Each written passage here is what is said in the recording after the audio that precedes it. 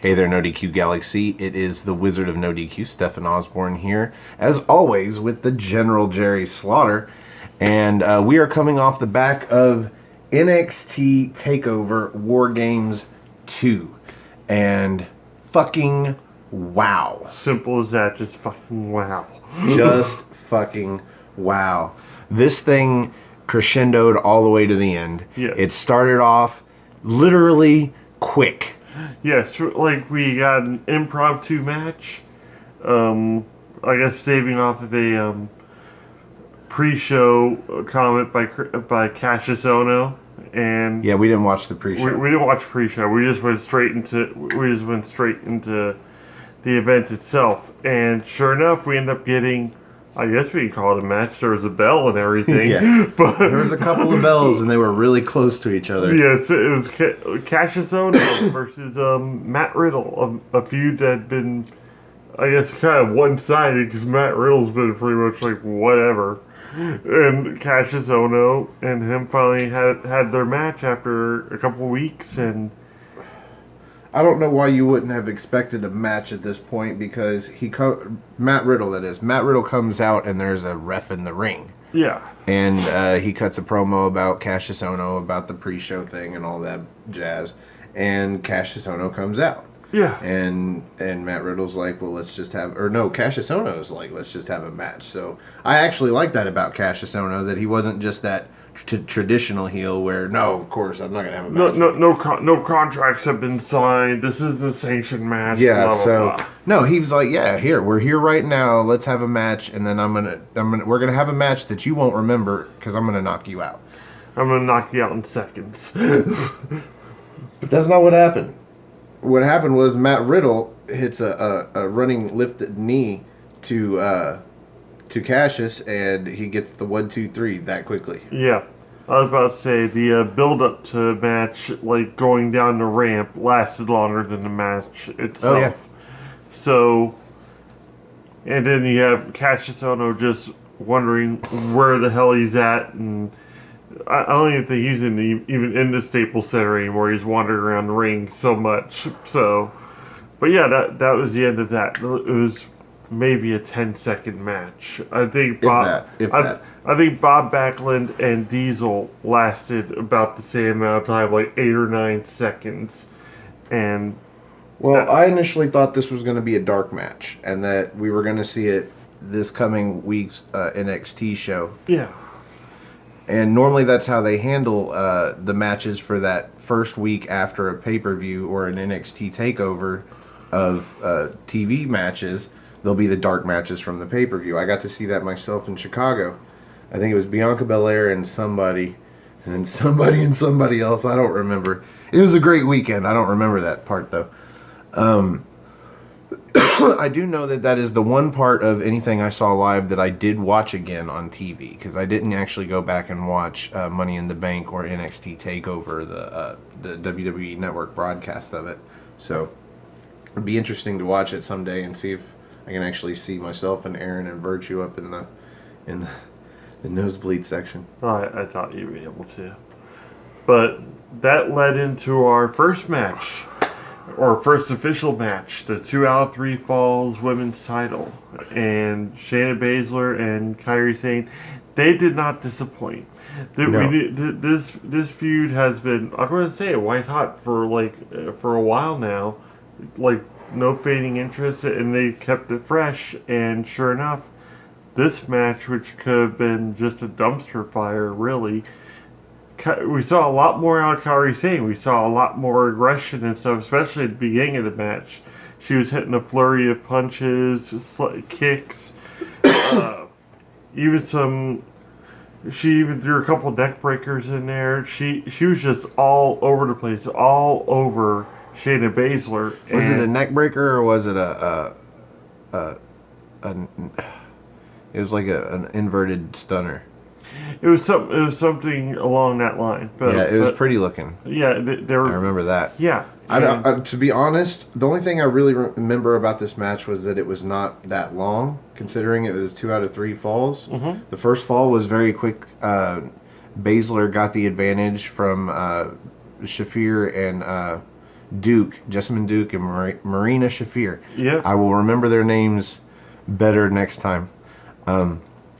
They interfered, and Baszler got the Baszler lock on, and Kai tapped. Yeah, that was the end of that first one. So, and then we had the second fall, which more Baszler trying to get her to tap out and just try to take advantage of the that first fall, and Kairi Sane just would not stay down. She wouldn't stay down, and she made that typical babyface comeback, and she overcame all the odds, all three of them, in order to get her first fall.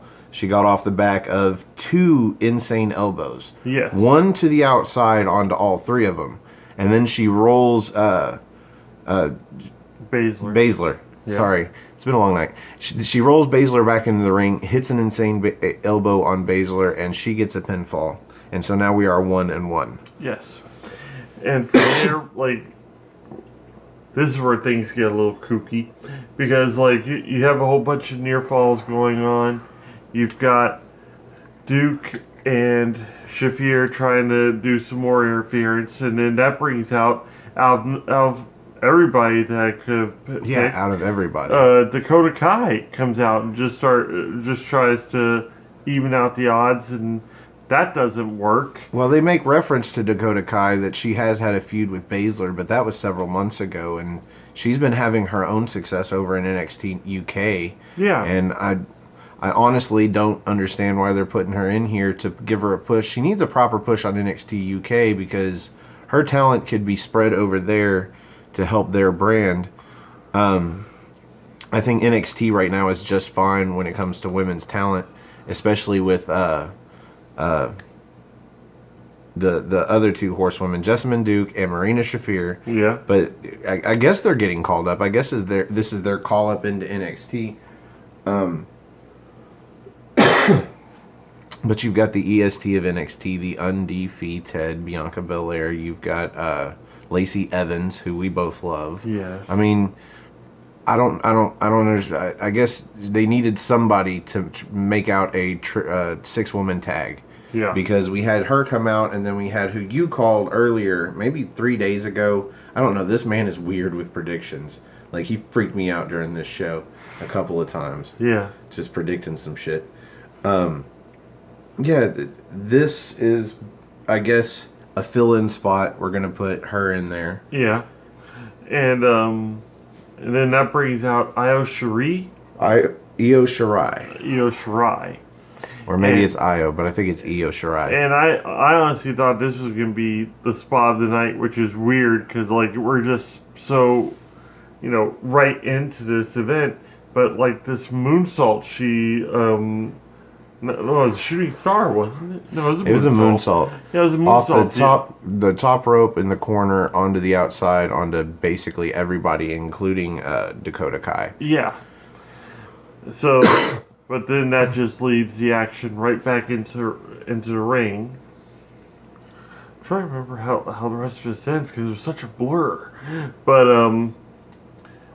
needless to say, Sane goes for another elbow and gets put into almost like a half crucifix pin. 1, 2, 3, and that's the end. Yeah, she instead of the elbow landing, Baszler kind of grabs her arm off of the insane elbow and then rolls her back into a crucifix. Like, she didn't have the other arm wrapped with her legs, but she had enough of it on one side. And actually, while Sane was trying to kick out, she actually rolled her elbow off of the her mat. Shoulder off the mat. Yeah. Or her shoulder off the mat. And it was very visible on camera, so she has, I guess, reason to ask for a rematch. I don't think it's going to go that way, though. It's pretty sure, like you said, it's going to, or like we've alluded to, it's probably going to be a 3-on-3 tag match relatively soon. And then that'll possibly be the end of the feud between the three. And maybe we'll come out of the 3-on-3 tag, and we'll see Io Shirai face Baszler for the championship. It's possible. So I like this match. I think I liked it more after the match than after the show because The rest of this show blew that match fucking away. Yes. As great as that match was, it just kept getting better and better and better. Case in point, right after that, we had Johnny Gargano versus Aleister Black. And this one lived up to the hype, ladies and gentlemen. Like, I initially thought it was, I initially thought street fight. I thought, man, this match is going to get thrown out. What we ended up getting was one of the hardest hitting, one of the best stories, like best story finishes I think I've seen in a very long time. And just awesome all around. We had new tights for Gargano. We had new graphics, which looked badass. We had Aleister Black just destroying him almost half of the match. But then Johnny Gargano equally just messed him up. And it was a very physical match. It was a very emotional match. It actually got me emotionally invested. I was sitting up like, and that doesn't happen very often. You don't have me sit on the edge of my seat with matches very often because a lot of them have become so predictable, or you've seen a lot of the same stuff. But between that and Mauro being back and being all super excited on the outside. We forgot to mention that Mauro Ranallo was back, and thank God, because he makes a huge difference on commentary. He, like, that's the weirdest thing. He even started getting involved in matches towards the end. Yeah. But, we'll get to that. But yeah, we saw lots of, like, high flying. We saw lots of, like, the key word for this match, people, was tope. We saw so many different topes going on. Different ways to do them, different ways to land them, different things to execute while in progress of the tope. Like, Black nailed the tope Conhero, like, to the outside, which I thought, man, that looked fantastic. But then Johnny Gargano, like, answered later with a, it looked more like a suicide dive to me. But it was a suicide dive, but he grabs him in mid dive and drops him with a DDT. Yes, on the outside of the ring. And then he rolls him into the ring and then does a slingshot over the rope into a DDT for a near fall. Yes. I knew that wasn't going to be the pin. There were a lot of near falls off of finishing moves. The only, signature moves. Yeah. The only near fall we didn't see was off of a black mask. This match was amazing, and I don't know how better to put it. Like, this is a 5-star plus match. Yes, easily. I mean, just it starts off. It had everything and new stuff all the time. Everything's new. Johnny Gargano comes out. He's got a new graphic. He's got a new look. Aleister Black comes out. He's got the same entrance, but he's got new entrance gear. These like spikes or almost like claws coming out of his vest, and just he's even spookier looking. And just some of the chain wrestling. Yeah. And not chain wrestling like going back and forth, like individual person changing one move into another, putting a strike in the middle, and then finishing off with some kind of suplex or just. This match was amazing. I don't really know how to talk about this in order to give it justice. I just recommend watching this match. If you don't watch any other match from NXT TakeOver War Games 2, watch this match. It was awesome. It was definitely a clinic. Simple as that. Even, I'll go ahead and say, even the theatrics at one point, because Gargano, like, it looked like he was kissing his boot. Like Aleister Black's boot, but he was actually putting up in his face and telling him just to black mass him. Just to lift me up like you do with your foot. And yeah, just do it. Just do it. And that almost that puts a near fall on Aleister because naturally Gargano tries to roll him up. But when he does nail him later, Gargano's head just falls right onto his chest, and then he sets him up and says, I absolve you of all your sins, and just nails him with that last one, ends the match. Beautiful from start to finish. Like, I'm not going to say it. I'm not going to call it a storybook ending. I'm going to call it comic book ending, because Gargano's tights are a direct draw to Marvel Punisher. Pretty sure it was a big, tribute to Stan Lee, while also looking badass at the same time, and had that whole anti-hero dark Gargano. the dark superhero type of thing going, and it was just everything about this match, the build up to it, the match itself, got 5 stars, even higher. That's what we established. We can't do a 5-star like the 5-star general thing at the end of this pay-per-view, because chances are the whole pay-per-view itself was almost perfect. Yeah. So, like, the only thing I didn't like about the women's match was that it didn't have more time. yeah. Like, that's the only thing I didn't like about anything on this show. And the match between Matt Riddle and Cassius Ohno that needed no time at all was great. It did exactly what it needed to do. It was super quick, and it was pretty funny. Yeah, that was that. I think it was there just to surprise the crowd, more or less. It was a little treat for them that weren't really expecting it, and also the fact that, like, why not start the show on quick surprise at the expense of Cassius Ohno?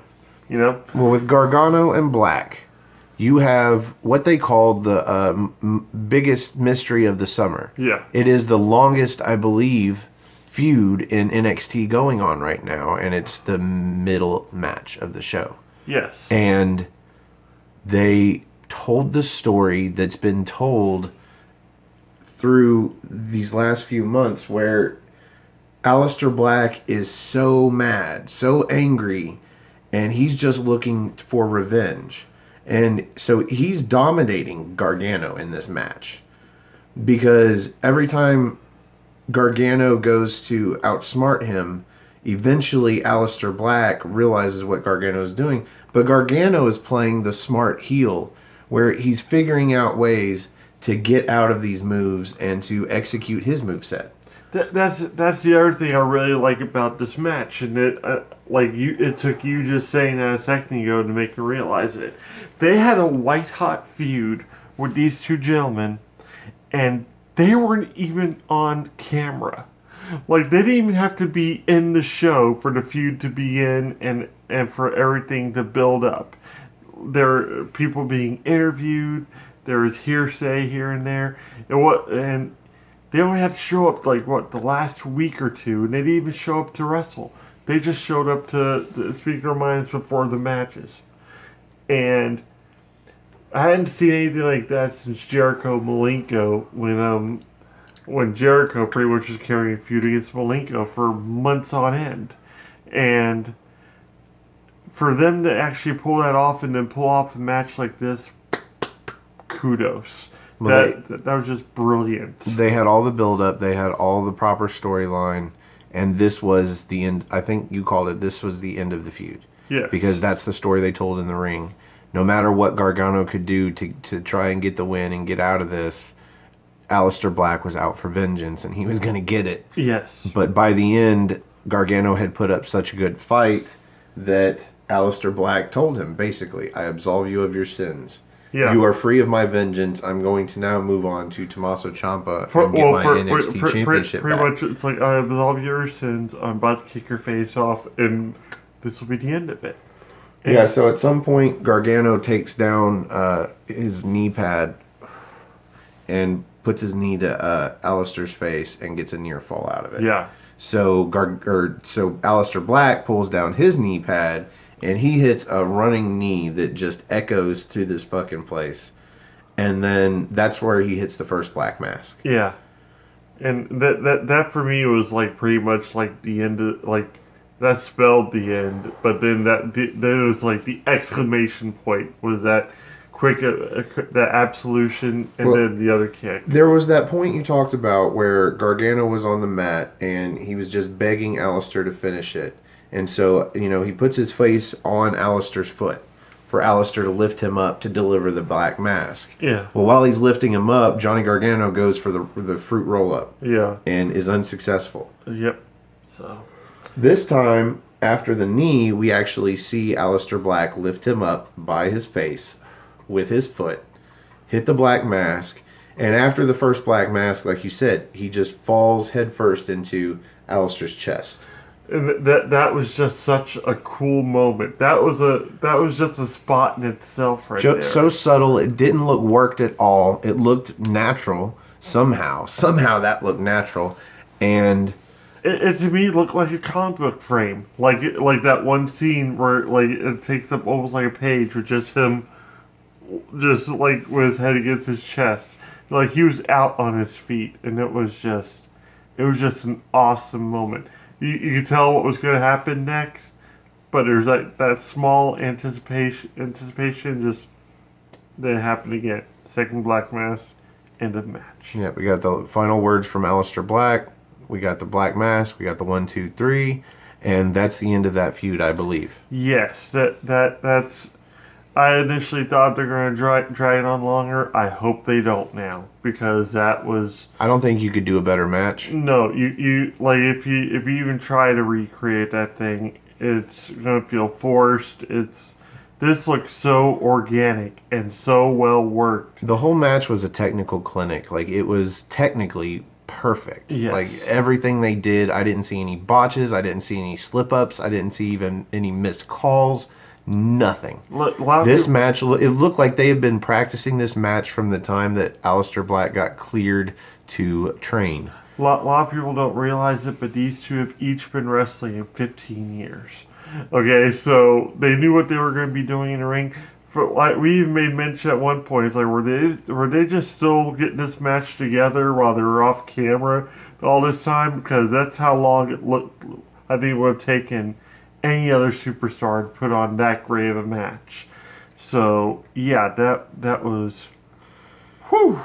Well, at the end of this match, we weren't really sure if anything could follow this up. We figured this was probably the match of the year so far, if not, the match of the year for the entire brand, maybe, if not just NXT, but WWE, Raw, SmackDown, all of the pay-per-views and everything. But then there's the rest of the pay-per-view to go. So how do you follow that up? Well, you follow it up with Velveteen Dream and Tommaso Ciampa for the NXT Championship, and they didn't disappoint either. Like Velveteen Dream, I'm gonna say it right now. He had me hooked from the start of this match, just for the Hollywood Hogan get up. Like he's got his OVA, it's like OVA shirt, and he's got the Hollywood Hogan tights with like his name or his eyes on the back. The classic Hollywood Hogan with the lightning bolt. Only his was kind of purplish at the same time. Yeah, it was, and it had his eyes on the back of it, and it's just perfect. He had the belt, the weightlifting belt. Yep. He had the bandana on that said Hollywood. So didn't be proud with the bandana.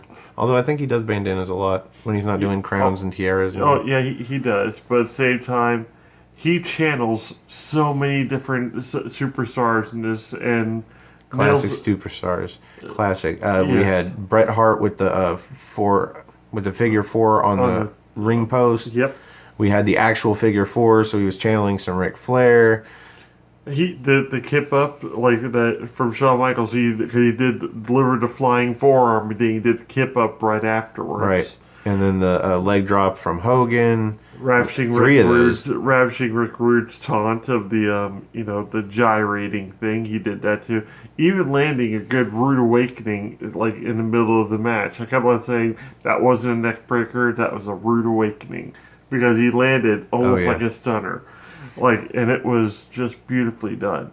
Not taking anything away from Ciampa, but Ciampa, and Ciampa was all over the place too. Ciampa was a great heel wrestler in this match, in that he can do it alone, by himself, and he won it based off of his skill. Yes.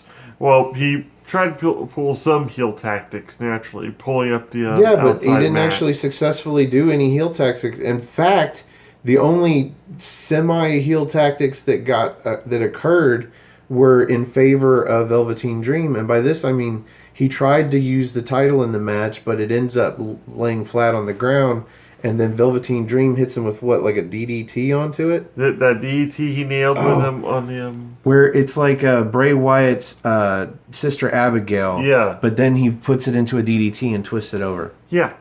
He does that onto the belt, and then even then he didn't know it was there, and the ref let it go. Yep. And he pulls up the outside mat to expose the concrete floor, but ultimately that ends up actually it goes in his favor. That goes in his favor. It goes in his favor. He goes to pull the cushion from the outside floor, and he ends up with two of those strips instead of one because he couldn't get the tape off. So he muscles two of those things over, and this is where you were talking about Mauro Ranallo actually getting into the show. Yeah. Because he called him a sorry SOB, and Ciampa gets up.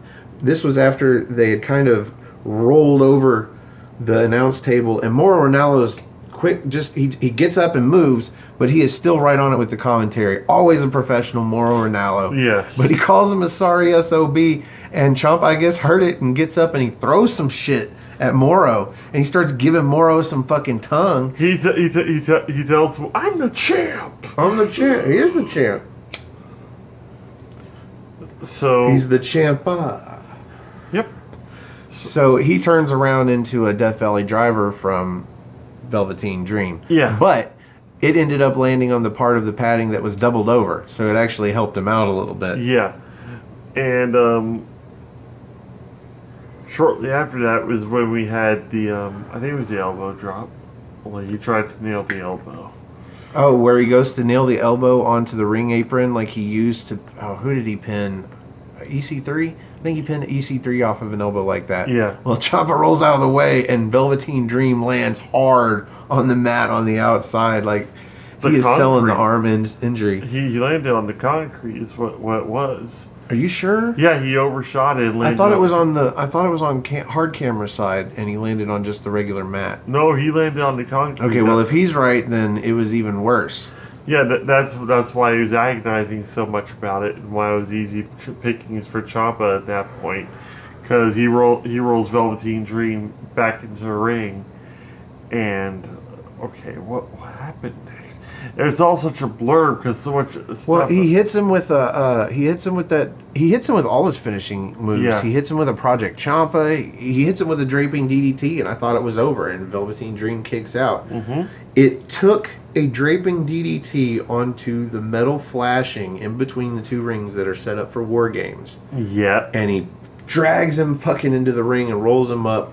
And has so much tights in his hand that he pulls his underwear out of his ass. Yeah. There was one point where he rolls him up in a fruit roll-up, and he has the tights so far up that the ref's like, oh, he calls it before the 3 count. And I'm like, yeah, you can see 8 inches of the crack of his ass. Yeah, Ciampa's got some tights, and that's illegal. And so he calls off the pin. And Ciampa's pissed, but I'm like, what'd you expect, bro? Like, you were causing Velveteen Dream to moon the entire audience. Yep. Good thing it was on soft camera side. But they still got some of it. Yeah. It was funny. But there was no interference. There's really no foul play. No, like I said, not unless it there's attempts. It was like inadvertent foul play. Yeah. There was more foul play in the women's match than there was in the actual world title match.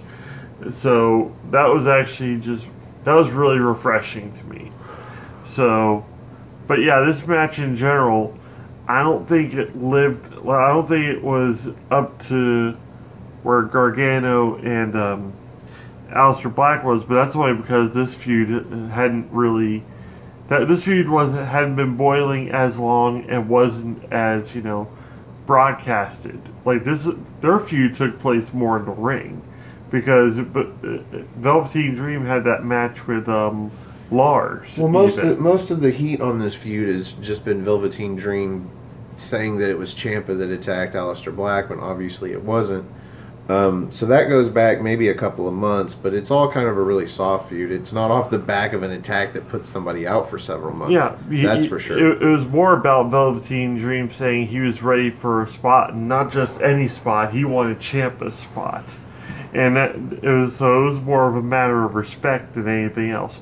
Which I do believe Ciampa did give the Velveteen Dream at the end of the match, kissing him on the cheek as he went out of the ring. Yeah. Granted, I think he was supposed to look, make him look even more psychotic.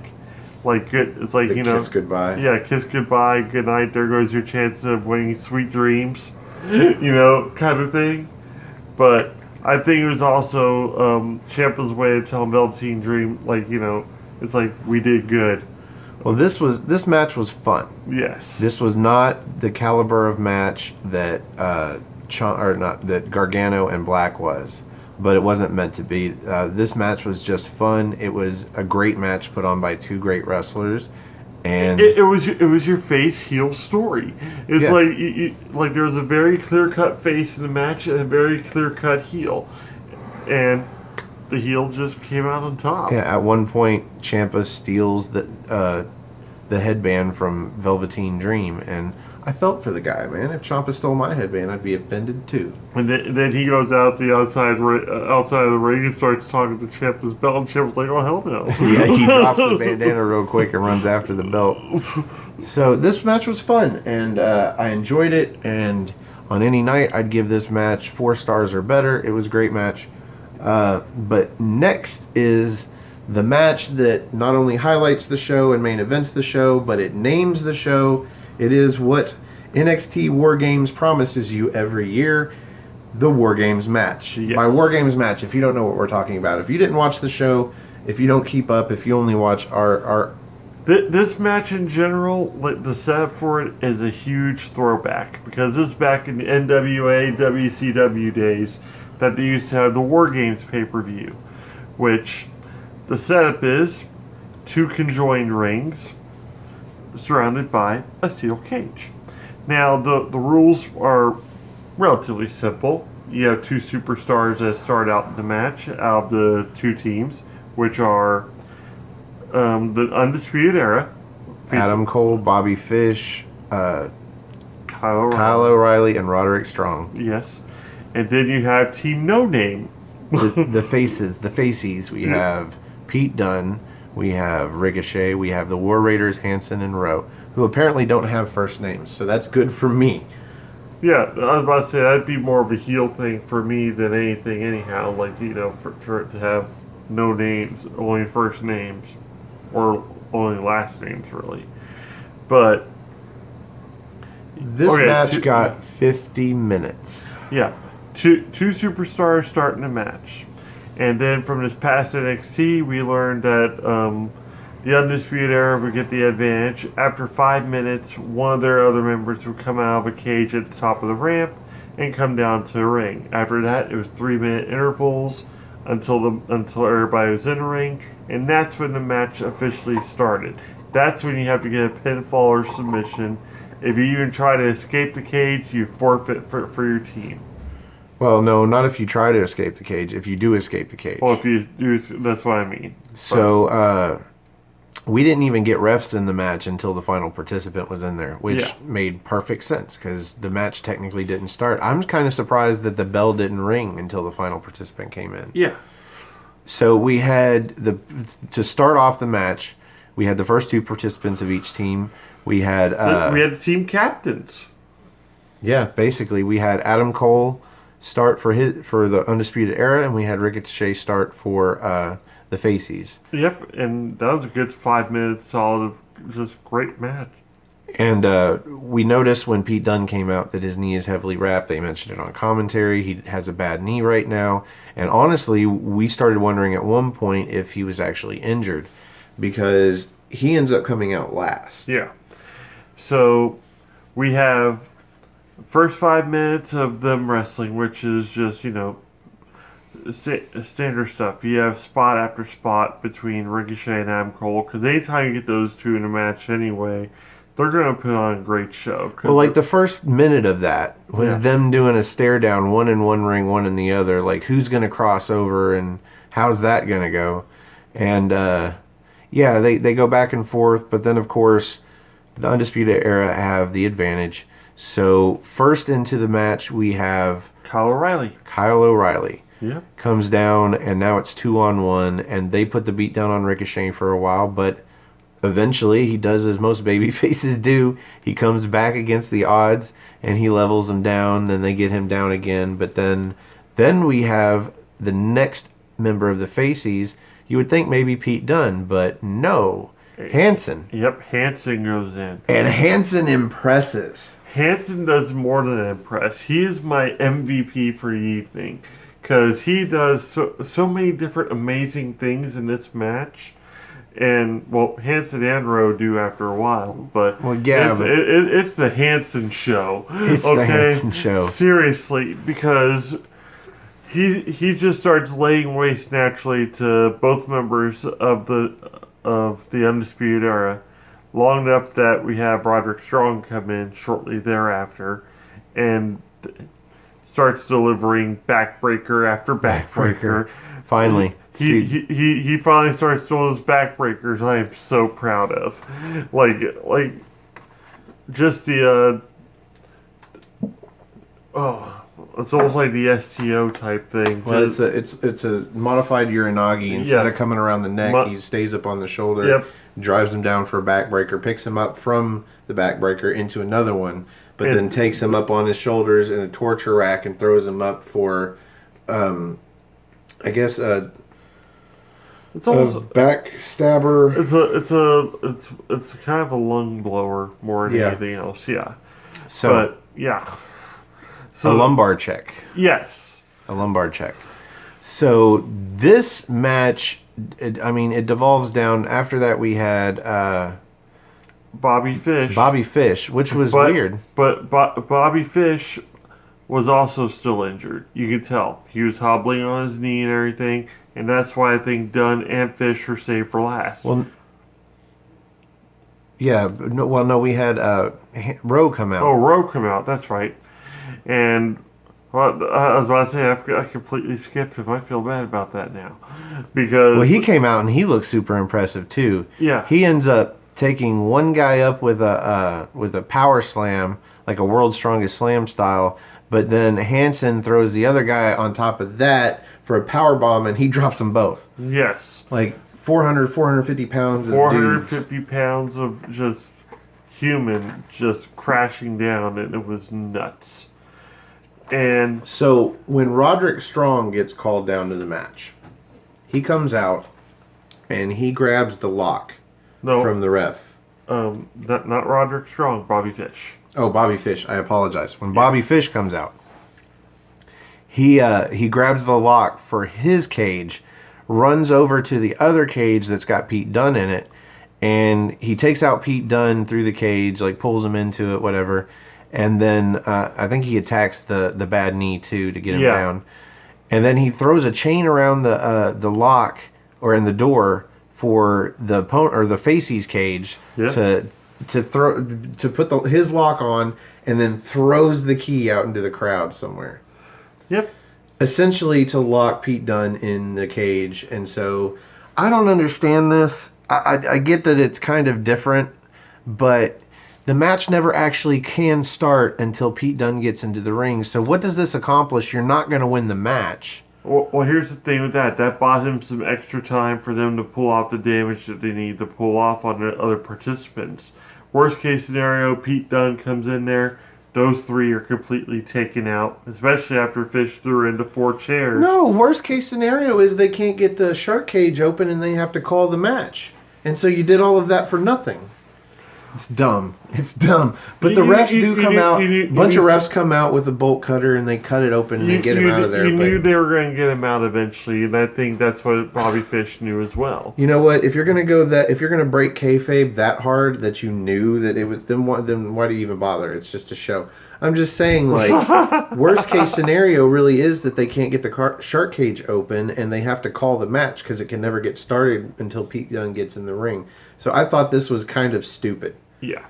So maybe this was the biggest problem that I had with the show. It was neat but stupid. I thought it was smart because that's just way. It didn't even buy them all that much time. It didn't. But at the same time, it was something cool that I had never seen in a match like that before. I could swear that I've seen stuff like that before. Or somebody puts a different lock on just to. It may have happened, but at the same time, like that Bobby Fish just, I guess we're gonna say 30 more extra seconds because they were finally, the referees were like, oh, let's get some bolt cutters or something, and they end up getting the bolt cutters, but not before Bobby Fish threw in 4 steel chairs into the ring, each with the Undisputed Era logo on them, which I thought was pretty great. Yeah, that was awesome. So they each get a chair and they all just start whacking away. At one point, I think they said they delivered a concerto. Yeah, that was even the. No, I don't think they're allowed to deliver real concertos anymore. No. That seems beyond the concussion advisory. Yeah, that wasn't a concerto in any way, shape, or form. But eventually Pete Dunne does get into this match, and thank God, because we end up with the avalanche of all avalanches. Yeah. This was an avalanche of human flesh. Yes. We had...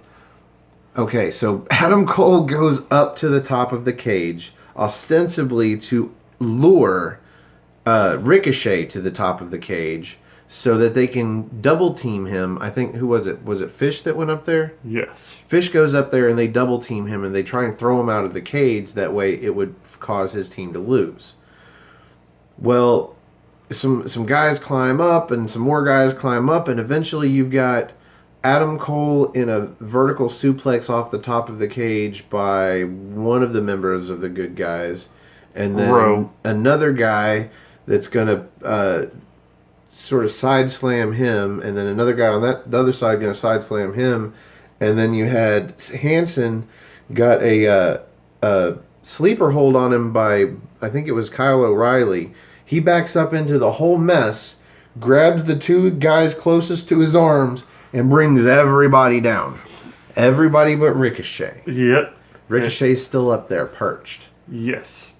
And naturally that causes for like a quick highlight thing on the bottom of the screen. Yeah. While this mass of humanity starts getting back on their feet, Ricochet is getting perched up at the top on the corner, backwards, I add. And he goes to come off the top of this cage, and this guy says to me, he says it to Ricochet. He says, don't moonsault it, double moonsault it. Oh, like double moonsault that bitch. And sure enough, Ricochet comes off the top of that cage with a double moonsault. And believe it or not, he catches the corner of the crowd, not quite centered, but he lands on his fucking feet. Yes. After a double moonsault off the cage. Yes. And so everybody's down. Yeah. And that's just that everybody catch your breath moment. Until it all devolves back down. They start breaking tables. They set up a table diagonally in between the rings, and we got a spear through the table. Like, we got a table collapse on itself, so they had to dump it and move to a different spot. Even then, they brought that back and put O'Reilly through it. So you had kendo sticks and chairs. You had a spot where Pete Dunne gets up and all 4 members of the Undisputed Era are around him. And somehow he manages to fight out of all 4 of them. Yes. And then you also have a spot where all 4 members of the Undisputed Era get up, and you've got all the good guys surrounding them with weapons. Yes. And this match was just fun. There were a few weird spots. There was a spot where Kyle O'Reilly kept insisting on wrapping a chain around Pete Dunne's ankle and could never get it done successfully. I did not see one successful use of that chain around his ankle. No. It just seemed like an unnecessary spot. Because there were a few good spots. Pete Dunne put some sort of arm bar or something onto O'Reilly from that, where he used the chain around his hand. Yeah. But I think that was meant to be in there, but I think Kyle O'Reilly did mess up with the chain so many times that it was kind of thrown out. It's like we're not even going to worry about this anymore. We need to move on. The coolest spot of the match, I think, for both of us was this right here. Yes. They all end up getting up, but the 4 good guys are in one ring. The 4 bad guys are in the other ring. They stand up, and even the commentators are giving it all the typical last stand kind of thing. All those names. But then they all congregate in this small space in between the middle, and it breaks down into just punches and whatnot. And the commentators call it trench warfare. And this whole match was, again, just super fun. Yes. It boils down, in the end, we have Ricochet and Pete Dunne basically with Isolating Cole. Isolating Cole. We have Pete Dunne hit the, what does he call it? His finisher, whatever it's called. He hits his finisher. Ricochet comes off the top rope with a 450 splash, and they both pin Adam Cole. They both end up throwing an arm over Adam Cole for the 1, 2, 3. And if you watched our predictions from our last episode of What's NXT, I won with 3 out of 5. My man here had 2 out of 5. The one match that we predicted differently was the main event, and I went with the good guys because I figured why have the Undisputed Era win 2 years in a row. So normally when we do What's NXT and we do the NXT party, we would rate the main event of the show. But this being just, a pay-per-view that we're reviewing, we don't have a name for this or anything. No. It's an NXT pay-per-view. We felt we were the voice of NXT for NoDQ.com, so we should do a review and see if anybody cared to watch it. Yeah. We do review the shows, so might as well review the pay-per-view, essentially. We are just going to rate the pay-per-view as a whole in the normal NoDQ system, the grading system with A's and B's and C's and so forth. Yeah. Personally speaking, I don't really recall anything that I hated about this show. Everything was great.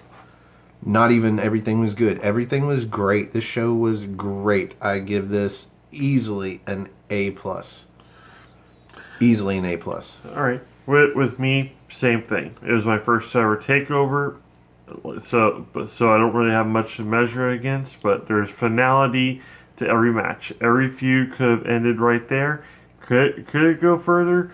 Possibly, but if it ended right there, I'd be happy with it. Start something new, start something fresh, whatever. But I have to give it an A+ too. There's not a throwaway match in this card. Each match on here meant something, and it was wonderful, and it was just an experience all the way through. The matches themselves, the commentary, the fan reactions, everything was just spot on. It was just big match feel. It's going to be hard for the red or blue brands to actually even come close to this for Survivor Series, I think. Well, it's going to take joint effort because every match has got at least one member of each. Yeah. Well, still. Even then, I don't think it's going to measure up to what we just saw this evening. I'm not sure there's a lot of instances where the main brand pay-per-view ever goes above the bar that NXT sets the night before. No. Usually the main event pay-per-view, or the main roster pay-per-view, kind of just irks over the low bar they set in the bad storytelling and the bad build-up to all of their matches. The NXT is the Steamboat Savage of the WWE at this point, because there's never going to be a bad match in that. They're always going to top them in some way, shape, or form. It's almost a shame for WWE that NXT has their pay-per-views on Saturday, so it's like top that main roster. Yeah, pretty much. We had that moment after Gargano and Black. We were just like top that, and sure enough, they didn't. But they didn't fail either. They excelled in so many different ways. I just see Triple H and Shawn Michaels in that 80s Teen Witch movie. Yeah. Just in those 80s outfits with the bike and with the guys dancing and then the boombox and then singing top that to Vince McMahon and Kevin Dunn over on the WWE brand. But yeah, the easily A+ performance all the way through. If I could actually stand up at that point because I was just exhausted from rocking back into my chair, I would have done a standing applause. He did it right after Aleister Black and Johnny Gargano. He actually stood up and applauded the match. That match was worth applauding. Yes. And that match was worth a standing ovation. Yes. And 2 of us would have made an ovation, but that's all right. I understand. It's been a long day. It was an Asian or an OVA. It was an ova. This whole show deserves a standing ovation. Yes. So I give it an A plus. You give it an A plus. We want to know what you guys give it. Rate it down in the comments if you've made it this far. Somehow I feel like most people don't. Although we've managed to keep this under an hour, which is a great thing for us. Yes. If you guys have followed us, we're going to try and keep most of our shows under an hour. This brings me to, I'm going to make the announcement now. If you're watching, NXT UK, since it's doing 2 shows a week, we have decided to do 2 NXT UK shows, or 2 NXT parties each week, one for each show, to keep the episodes hopefully under 45 minutes, at the very least under an hour. Instead of having, as we did this past week and probably several weeks, an hour and a half long episodes. So we'll just have 2 per week, and we'll record them back to back, but you can watch each episode and enjoy it that way if you would prefer. Yeah. We had Owen Finch on last week. Next week, I'm not sure who we're going to have, but I have had at least one person get in touch with me, so I think we're going to have another guest on our NXT party. Cool. That being said, again, I am Stefan Osborne, the Wizard of NoDQ. You can follow me on Twitter. Go to nodq.com/Stefan, Stefan, or just go to Twitter, Stefan R. Osborne, Osborne. And I'm on Twitter now as well, Yes. at NoDQ General. And I have my own Facebook group, Armbar. That's capital A, RMBAR. Exclamation point. And you can find us on there, but don't try to add us, on our regular pages. That just doesn't work. Yeah, we don't share our Facebook because you got to have some social media that you can go to and not get spoilers when the show's going on and I'm at work on a lunch break. But that brings us to the end of the show, I'm guessing. Yeah, stay tuned to NoDQ.com for all of your latest news and rumors. I guess the next pay-per-view is going to be, TLC? Coming up in December. So stay tuned. The next pay-per-view is tomorrow night. Yeah. I'm already getting past Survivor Series. We're just anxious to get to January to next NXT TakeOver. Yeah, now that we've broken his NXT TakeOver cherry, I'm sure he's going to be looking forward to every pay-per-view from this point forward. Go to nodq.com/shirts. That's going to take you right to the Pro Wrestling Tees page. There is a Black Friday sale going on all weekend long. You can get all of your favorite NoDQ shirts. I think the top seller is just the NoDQ logos. Yeah. And I've got one of each, all 3 logos throughout the years. Of course, most of you know I have been going to NoDQ for 19 at least of the 20 years, since its early days. Back when it was basically one of a kind. Yes. As Ron Van Dam would put it. One of a kind.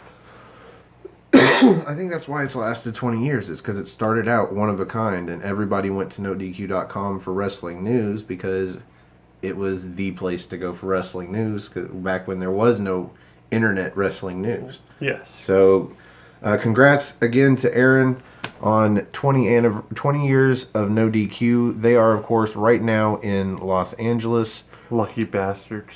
If this video goes up on Sunday, then they will be attending the Survivor Series pay-per-view in person, but they will also be having, I believe it is Sunday, the NoDQ meetup.